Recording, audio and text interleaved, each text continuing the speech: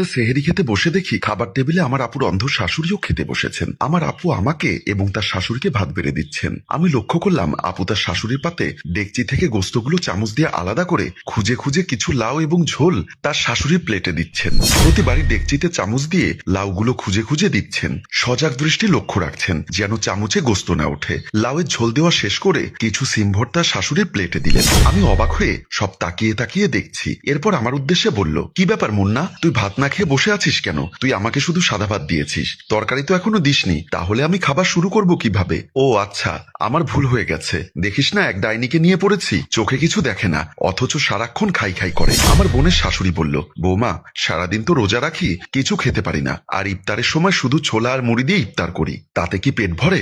আপনাকে ছোলা বুট দিয়ে ইফতার করাই, আর আমরা কি গোস্ত বিরিয়ানি দিয়ে ইফতার করি নাকি? ও কথা কেন বলছো বৌমা? বলছিলাম আর কি, তোমার শ্বশুর বেঁচে থাকতে আমরা ইফতারের সময় হরেক রকমের আইটেম দিয়ে ইফতারি করতাম। আপনার ছেলে তো বিদেশ গিয়ে মহা সুখে আছে, আমাকে রেখে গেছে এই জাহান্নামে। বলি আপনার ছেলে বিদেশ থেকে যদি টাকা পাঠাতে না পারে তাহলে আমি আপনাকে কিভাবে হরেক রকমের আইটেম দিয়ে ইফতার করাবো? আমার ছেলে কি বিদেশ থেকে ঠিকমতো টাকা পয়সা পাঠায় না? আপনার ছেলেকে জিজ্ঞাসা করে দেখুন প্রতি মাসে কত টাকা করে পাঠায়। কিভাবে জিজ্ঞাসা করব? আমার কাছে তো কোনো মোবাইল নেই, আর ছেলে ফোন করলেও তুমি আমাকে কথা বলতে দাও না। কি বললেন আপনি? আমি আপনার সাথে আপনার ছেলেকে কথা বলতে দেই না? আরে আপনার ছেলে যখন ফোন করে তখন তো আপনি ঘুমিয়ে থাকেন, আমি কি আপনার অসুস্থ শরীরে ঘুম থেকে ডেকে তুলে আপনার সাথে কথা বলতে দিব? আমার আপু যখন তার শাশুড়ির সাথে তর্কাতর্কি করছিল তখন আমি পাশে বসে সবকিছু দেখছিলাম। আমার বোনের জামাই থাকে প্রবাসে, এই ঘরে আছে তার একমাত্র মা আর আমার বোন এবং আমি। যেহেতু এখানে কোনো পুরুষ নেই তাই আমি আমার ভগ্নিপতির অনুরোধে এখানে থেকে লেখাপড়া করছি। এর মধ্যে আমার বোন আমার প্লেটে গরুর গোস্ত দিলেন, যার ঘ্রাণ চলে গেল আমার বোনের অন্ধ শাশুড়ির কানে। সে দুই একবার নাক টেনে বলল, বৌমা গরুর মাংসের সুঘ্রাণ পাচ্ছি, আজ কি গরুর মাংস রান্না করেছো? বুড়ো হয়েছে কিন্তু নাকের ঘ্রাণ এখনো প্রখর রয়ে গেছে। বলি আপনার ছেলে কি কারি কারি টাকা পাঠায় আমি গরুর গোস্ত রান্না করব? না, ঘ্রাণ পাচ্ছি তো তাই বলছিলাম, হয়তো বা পাশের বাসার ওনারা রান্না করেছে তাই ওখান থেকে গরুর মাংসের ঘ্রাণ আসছে, আর সেই ঘ্রাণে আপনার জিওবারাগায় জল চলে এসেছে। আমি অবাক হয়ে দেখলাম আমার বোন অন্ধ মানুষটিকে কত অবলীলায় ঠকিয়ে যাচ্ছে। আমি না পারছি প্রতিবাদ করতে আর না পাচ্ছি সহ্য করতে। এখন যদি আমি কিছু বলতে যাই তখন আমার বোন রেগে যাবে, হয়তোবা আমাকে রাগ করে ঘর থেকে তাড়িয়ে দিতে পারে, তাতে মাঝখানে আমার লেখাপড়াটাই বন্ধ হয়ে যাবে। আমি গরিব ঘরের সন্তান, বোনের বাসায় থেকে বোনের জামাইয়ের টাকায় লেখাপড়া করছি, তাই বোনের সাথে প্রতিবাদ করার সাহস আমার নেই। আমার বোনের অন্ধ শাশুড়ি আবার বলল, জানো বৌমা, তোমার শ্বশুর বেঁচে থাকতে পুরো রমজান মাস জুড়ে আমরা সেহেরি খেতাম গরুর মাংস, মুরগির কোরমা, আরো ভালো ভালো নানান পদের মাছ দিয়ে। রাজু ছোট থাকতে লোকটি মারা গেল, আমি কিন্তু জন্ম থেকে অন্ধ ছিলাম না। যে বছর রাজু ইন্টার পরীক্ষা দিচ্ছিল সে বছর আমি একটা চুনা ফ্যাক্টরিতে চাকরি নিই। রাজুর পরীক্ষার ফি জোগাড় করতে গিয়ে আমি দিনরাত পরিশ্রম করি। একদিন গভীর রাতে কাজ করতে করতে চুনা ফ্যাক্টরির মেশিনের পাশে ঝিমোচ্ছিলাম। ঝিমোতে ঝিমোতে গরম চুনার উপরে গিয়ে পড়লাম। সেই গরম চুনা আমার চোখে পড়ে আমার চোখ দুটো নষ্ট হয়ে গেল। তারপর আমার রাজু অনেক কষ্ট করে লেখাপড়াটা শেষ করে। শেষে তোমাকে যখন বিয়ে করাই তখন তোমার বাবাকে আমি শর্ত দেই আমার ছেলেকে বিদেশে পাঠাতে হবে। তোমার বাবা সে কথা রেখেছেন, আমার ছেলেকে বিদেশে পাঠিয়েছেন। কথায় আছে অভাগা যেদিকে যায় সেদিকে নাকি নদীর জলও শুকিয়ে যায়। ছেলেটা বিদেশে গিয়ে ঠিকমতো টাকা পয়সা ইনকাম করতে পারছে না, তাই ঠিকমতো পেট ভরে সেহরি খেয়ে রোজাটাও রাখতে পারছি না। আমার বোনের অন্ধ শাশুড়ি যখন এক নাগারে কথাগুলো বলছিলেন তখন লক্ষ্য করলাম ওনার চোখ দিয়ে টপ টপ করে অশ্রু ঝরে পড়ছে। বিশ্বাস করুন কষ্টে আমার বুকটা ফেটে যাচ্ছে, কিন্তু আমি নিরুপায়। আপুর মুখের উপর প্রতিবাদ করার সাহস আমার নেই, তাই চুপচাপ গরুর গোস্ত দিয়ে খাবার খেয়ে যাচ্ছি। আমার বোনকে দেখলাম শাশুড়িকে ঝাড়ি দিয়ে বলল, অতীতের কথা না ভেবে বর্তমানের খাবারগুলো খেয়ে নিন, একটু পরে আজান পড়ে যাবে, তখন আর সেহরি খাওয়া হবে না, পানি খেয়ে রোজা রাখতে হবে। মাওইমা আফসোস করে বলল, প্রতিদিন আলু ভর্তা ভাজি দিয়ে সেহরি খেয়ে আর রোজা রাখতে ইচ্ছা করে না। রোজা রাখতে না পারলে রাখবেন না, আপনাকে রোজা রাখতে কে জোর করেছে? কি বলো বৌমা, আমি আর বাঁচবো ক বছর? আল্লাহ যে কদিন হায়াত রেখেছেন সে দিনগুলো অন্তত রোজা রাখার চেষ্টা করি। ঠিক আছে, এখন কথা না বাড়িয়ে খেয়ে নিন, আমাকেও সেহরি খেতে হবে। শেষ পর্যন্ত উনি আর কোনো কথা না বলে লাউয়ের ঝোল আর সিম ভর্তা দিয়ে সেহরি খেতে লাগলেন।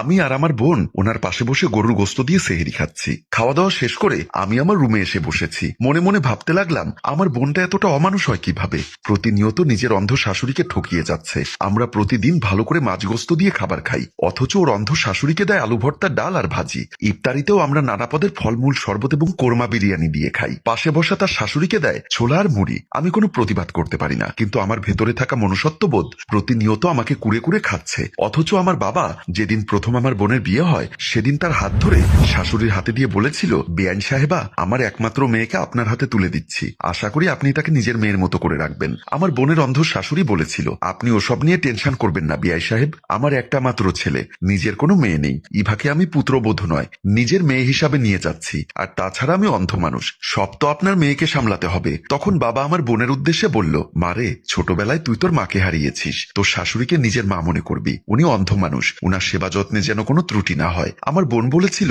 বাবা ওসব নিয়ে তুমি কোনো টেনশন করো না। তারপরে আমার বোন আমার দিকে তাকিয়ে বলল, মুন্না, আমি শ্বশুর বাড়ি চলে যাচ্ছি, এই ঘরে এখন তুই আর বাবা ছাড়া কেউ নেই, তুই বাবাকে দেখে রাখিস। আমি চোখ মুছতে মুছতে বলেছিলাম, আপু তুই ওসব নিয়ে টেনশন করিস না, আমি মনে হয় আর বেশি লেখাপড়া করতে পারবো না, একটা ভালো চাকরি বাকরি ধরতে পারলে ঘরে একটা কাজের বুয়া রেখে দিব। কথাটা শুনে আমার হবু ভগ্নিপতি রাজু বলেছিল, বাবা আমার বাবা তো বেঁচে নেই, আপনি আর মুন্না না হয় আমাদের সংসারে চলে আসুন। আমার বোনের শাশুড়ি তখন বলেছিল, হ্যাঁ বিআই সাহেব, রাজু ঠিকই বলেছে, আপনারা পারলে আমাদের সংসারে চলে আসুন, সবাই একসাথে মিলেমিশে থাকবো। আমার বাবা তখন বলল, মেয়ের শ্বশুর বাড়িতে গিয়ে থাকাটা বড়ই বেমানান, আপনাদের টেনশন করতে হবে না, আমরা বাপ ছেলে কোন রকম দিন কাটিয়ে দিব।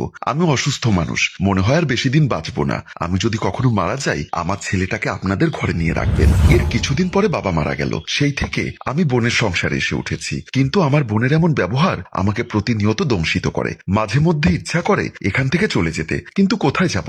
বাবা মারা যাওয়ার আগে আমাদের ভিটেমাটি বন্ধক রেখে আমার ভগ্নিপতিকে বাবা বিদেশে পাঠিয়েছেন, অনেক টাকা দেনা করেছেন, যার দায় আমাদের ভিটে মাটি আর একজনের দখলে। আমার হঠাৎ মনে পড়ল, আমার ভগ্নিপতি যেদিন বিদেশে যায় সেদিন আমিও তাদের সাথে ড্রয়িং রুমে দাঁড়িয়েছিলাম। আমার ভগ্নিপতিকে যাওয়ার সময় আমার বোনের হাতে তার মাকে তুলে দিয়ে বলেছিল, ইভা আমার অন্ধ মাকে তোমার হাতে রেখে যাচ্ছি, কখনো আমার মায়ের যেন কোনো অযত্ন না হয়, তোমার কাছে একজন স্বামী হিসাবে এটাই আমার চাওয়া। আমার বোন তখন ওর স্বামীকে আশ্বস্ত করে বলেছিল, মাকে নিয়ে তোমার টেনশন করতে হবে না, আমি যতদিন বেঁচে আছি মায়ের কোনো অযত্ন অবহেলা হবে না। আমি তখন আমার ভগ্নিপতির উদ্দেশ্যে বললাম, দুলাভাই বিমানের সময় হয়ে এসেছে, তাড়াতাড়ি চলুন। আমার বোনের অন্ধ শাশুড়ি তখন বলেছিল, হ্যাঁ রে বাবা, তাড়াতাড়ি বিমানবন্দরে চলে যা, একবার বিমান মিস করলে তোকে যে দ্বিতীয়বার বিমানের ভাড়া দিয়ে বিদেশে পাঠাবো সে টাকাও আমাদের নেই। তারপর আমার বোনের জামাই আমার উদ্দেশ্যে বলল, মুন্না, তুমি এবং তোমার বোন ছাড়া এই পৃথিবীতে আমার আর কেউ নেই, আমার মায়ের যেন কোনো অযত্ন না হয়। আমি তখন তাকে আশ্বস্ত করে বললাম, আরে দুলাভাই বললাম না, আমি আর আপু থাকতে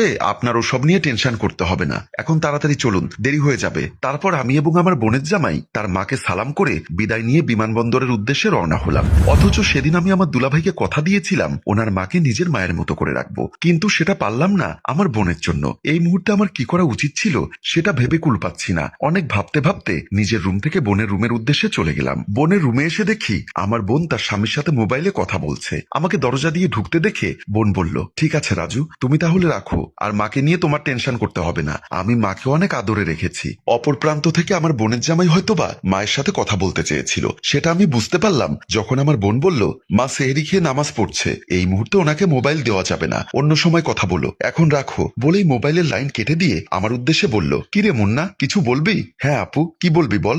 আপু, আজ কলেজ থেকে আসার সময় তোর প্রিয় একটি ক্যান্ডি এনেছিলাম, যে ক্যান্ডি খেতে তুই খুব ভালোবাসিস, সেই ক্যান্ডি। ক্যান্ডি মানে আমার প্রিয় মিমি চকলেট। হ্যাঁ দে দে, তাড়াতাড়ি দে, এখনো আজান পড়েনি, আজান পড়ার আগে চুষে ফেলি। না না, ওভাবে দিব না। তাহলে কিভাবে দিবি? আমি আগে গামছা দিয়ে তোর চোখ বেঁধে দিব, তারপর তুই চোখ বন্ধ করা অবস্থায় হা করবি, আর তখনই আমি তোর প্রিয় মিমি চকলেট তোর মুখে পুরে দিব।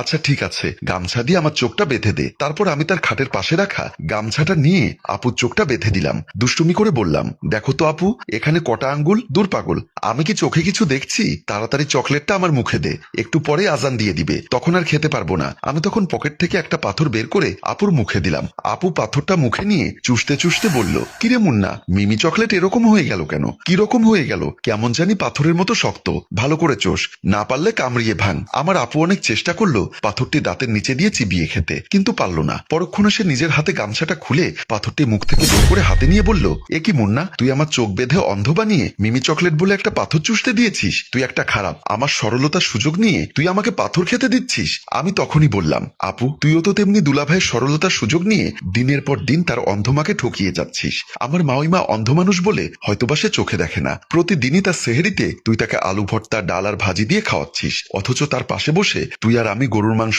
মাছ দিয়ে ভাত খাচ্ছি। সে হয়তোবা অন্ধ বলে তোর এমন কার্যকলাপ কিছুই দেখছে না, কিন্তু আল্লাহ তো দেখছেন। রোজ হাসুরের ময়দানে আল্লাহকে কি জবাব দিবি? আজ যদি তোর শাশুড়ির জায়গায় আমার বাবা হতো আর আমার সেই অন্ধ বাবার সাথে আমার বউ এমন আচরণ করত, তাহলে তুই কি সহ্য করতে পারতি? আমার কথাগুলো শুনে আমার বোন হু হু করে কেঁদে দিল, কাঁদতে কাঁদতে বলল, তুই ঠিক বলেছিস ভাই, সামান্য কয়েক মিনিট তুই আমার চোখ গামছা দিয়ে বেঁধে রেখেছিস বলে আমার কেমন খারাপ লেগেছিল সেটা আমি তোকে বলে বোঝাতে পারবো না। আর আমি না দেখে যখন পাথরটা মুখে নিয়ে চুষছিলাম তখন খুবই খারাপ লাগছিল। ভাই আমি আমার ভুল বুঝতে পেরেছি, তুই আমাকে ক্ষমা করে দে। আমি আর কখনো আমার শাশুড়ির সাথে এমন আচরণ করব না। ক্ষমা আমার কাছে নয়, এক্ষুনি গিয়ে ক্ষমা চেয়ে নে তোর শাশুড়ির কাছে। উনি যদি তোকে ক্ষমা না করে, আমার মনে হয় না আল্লাহ তোকে ক্ষমা করবে। আমার কথা শুনে আমার বোন দৌড় দিয়ে তার শাশুড়ির কাছে ক্ষমা চাইতে গেল। হ্যালো ভিউয়ার্স, আমাদের গল্পটি সম্পর্কে আপনাদের মূল্যবান মতামত কমেন্ট বক্সে লিখে জানান। আর গল্পটি যদি এতটুকু আপনাদের হৃদয়ে নাড়া দিয়ে থাকে, তাহলে এক্ষুনি আপনার ফেসবুকে শেয়ার করে দিন। আপনাদের প্রতিটি কমেন্ট এবং শেয়ার আমাদেরকে ভালো গল্প তৈরি করতে অনুপ্রেরণা যোগায়। সবাইকে রমজানুল মোবারকের শুভেচ্ছা।